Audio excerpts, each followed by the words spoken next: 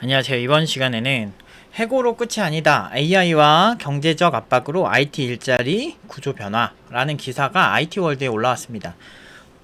이게 이제 오현석 팀원이 이제 공유해준 기사인데, 보면, IT 업계 정리해고가 계속되는 가운데 AI 도입과 경제적 압박이 새로운 역할과 기술을 중심으로 IT 일자리 구조적 변화가 진행되고 있다라고 얘기를 하는데, 이제 기사가 생각보다 굉장히 읽을 만한 그런 내용이 되게 많아요. 그래서 이제 지금 이 기사에서 제가 이제 좀 핵심으로 보는 게, 기술 기반으로 사람을 채용하는 건 지금 많이 늘고 있다고 해요. 하도 이제 뭐 MS가 뭐 6,000명을 해고했네, 이런 기사가 많이 나오는데, 그게 전 세계 기준으로 해서 한 6%? 아니다, 3% 정도 해고를 했다고 해요. 그런데 중간 관리자 위주로 많이 해고를 했다고 합니다. 그래서 엔지니어들이 해고가 되어도 이제 많은 제조업이나 이런 쪽에서도 이제 AI 개발자들이 많이 필요해지면서 전반적으로는 수요가 엄청나게 많아진 게 사실이라는 거죠.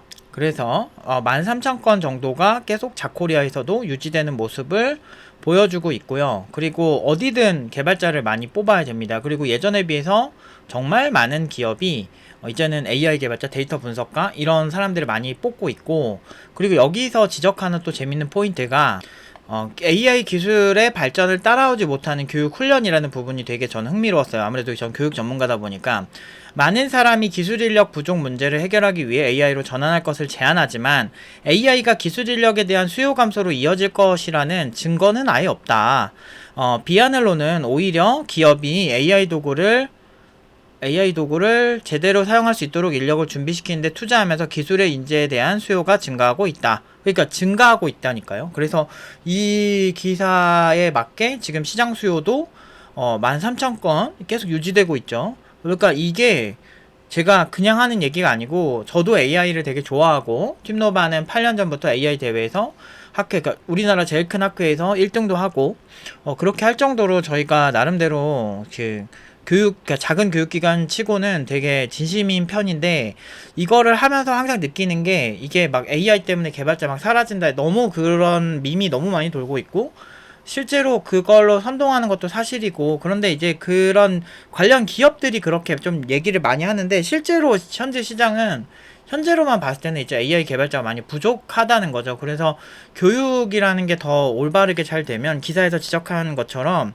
교육 쪽을 더 이제 촘촘하게 잘 하는 게 중요하고, 그리고 저는 이걸 한 단계 더 나아가서 여러분들한테 얘기하고 싶은 건, 장기적으로 봤을 때 공부를 전공자처럼 다양하게 폭넓게 하시는 게 AI 개발이 되시던, 그리고 AI 개발은 사실은 데이터 분석이 거의 꽃이거든요. 데이터를 분석해내야만 AI가 그 의미를 알아듣고 무언가를 처리할 수 있는 거거든요.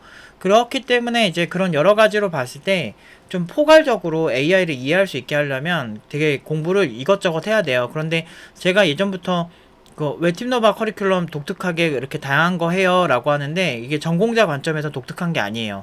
왜냐하면 전공자 입장에서 원래 다양하게 하거든요. 뭐 저도 서버 무슨 C 언어, 어셈블리어 뭐 여러 개 많이 했습니다. 웹 프로그래밍도 하고, 웬만한 커리큘럼 여러분들이 뭐 서울대 커리큘럼 아니면 웬만한 좀 괜찮지 않아도 교수들은 다 훌륭하기 때문에, 웬만하면 교수분들은 커리큘럼 만드는데 진심이에요, 생각보다. 그래서 그 커리큘럼들 보면 지방대라도 커리큘럼이 다 비슷비슷합니다, 학사 레벨은.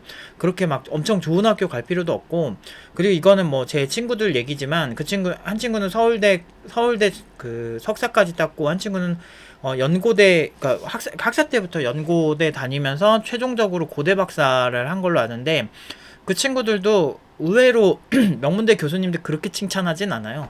왜냐면 지금 교수 된 친구는 본인이 교수니까 까봤자 본인한테 좋은 말 없는데도, 좀 되게 오히려 거기 대학원에서 직접 공부한 입장의 친구들의 얘기는 나중에 한번 기회가 되면 말씀을 드리고, 그러니까 결국에는 학사 레벨에서는 크게 많이 차이가 없다. 그렇기 때문에 중요한 거는 대학교에서 어떤 메시지를 가지고 그렇게 교육을 하나, 이런 거를 좀 보자면 그냥 어느 학교도, 우리나라 어느 학교든 그냥 보통 전공자들 커리큘럼 보면 보편적으로 이제 다양하게 합니다. 근데 그렇게 하는 게 AI 쪽에서 훨씬 유리해요. 그래서 여러분들이 공부를 하실 때 제가 무슨 하나만 열심히 해서 뭐 잘 살아야지 뭐 이렇게 생각하실 수 있는 분들이 대부분인데, 사람들이 가진 상식이라는 거를 되게 뒤집기가 되게 힘들어요. 그런데 저는 교육을 21년 동안 한 사람이고, 그리고 좋은 결과만 계속 나왔던 사람이잖아요. 근데 그런 사람 입장에서는 오히려 지금 이렇게 AI가 대세가 되고 있고 이런 복합 기술이 대세가 되는 시점에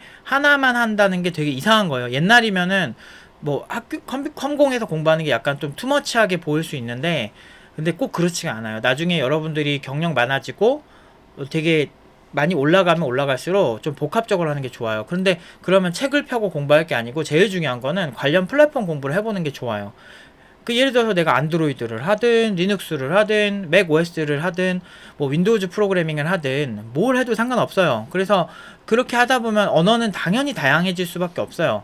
뭐 WPF로 만약에 윈도우즈 프로그래밍을 한다고 해도 C샵을 써야 되고, 아니면은 또 게임 개발하려고 하면은 C샵을 써서 하거나 자바스크립트 같은 걸로 게임 엔진 프로그래밍 하는 경우도 많고, 그러니까 모든 어쨌든 언어가 좀 다양해질 수밖에 없는 그런 구조가 될 수밖에 없기 때문에, 이런 인공지능 언어도 제가 예전에도 소개시켜 드렸지만 못해도 인기 언어가 한 10개 정도가 포진이 돼 있어요. 줄리아 같은 언어는 애초에 인공지능에 아예 특화된 언어고, 내가 그걸 하려면 무조건 그 언어를 써야 되는 거야. 그렇기 때문에 멀티랭귀지도 그러니까 멀티랭귀지가 목적이 아니에요. 저는 다양한 플랫폼을 해봐야 되는데, 그 해당 플랫폼을 하려면 그 언어밖에 못 쓰니까 다양하게 할 수밖에 없다 이거예요. 그래서 좀 공부를 서버 관점, 그리고 뭐 어플리케이션 관점, 그리고 어떤 리눅스나 아니면 윈도우즈 운영체제 또는 안드로이드 운영체제 관점에서 여러분들이 공부를 하시면 좋을 거예요. 그리고 이제 데이터가 뭔지를 알려면 데이터베이스를 공부를 해야 됩니다. 그래서 데이터베이스에 대해서 공부를 하다 보면 다들 RDBMS만 자꾸 보려고 하는데 그러면 안 되고요. 카산드라나 몽고DB 같은 뭐 그런 어떤 NoSQL, Not Only SQL이라 그래서 이제 기존의 어떤 고전적인 데이터베이스 플러스 알파로 되게 많이 쓰는 데이터베이스들이 있어요. 그런 것들도 깊게 파고들면 진짜 답 없고 엄청 많거든요. 그런 데이터베이스도 다양하게 공부를 하고, 그 다음에 하둡이라고 하는 빅데이터 그 진영의 기술들, 그런 거를 보다 보면 자연스럽게 이제 리눅스 생태계도 이해를 하게 되고, 그러면서 이제 다양한 이런 여러 가지 이해할 수 있게 돼요. 그래서 팀노바 이력서 보시면 이제 졸업생들 보면 되게 포괄적으로 되게 클라우드 환경에서 개발하는 모습들을 보일 수가 있는데, 그런 환경에서 보통 인공지능 플랫폼 개발을 하는 경우가 되게 많아요. 그래서 여러분들이 공부를 하실 때는 괜히 제가 그냥 여러분들한테 이렇게 말씀을 드리는 게 아니고, 다 이유가 있습니다. 그리고 결과가 잘 나오는 건 다 이유가 있고, 그리고 시장이 그렇게 나쁘지 않으니까 너무 걱정하지 마시고, 이 기사 한번 IT월드 들어가서 한번 보시면서, 이제 되게 길어요. 되게 볼 내용이 되게 많고 좋은 내용이 많으니까 한번 보시면 도움이 될 것 같습니다. 오늘은 여기까지 하도록 하겠습니다.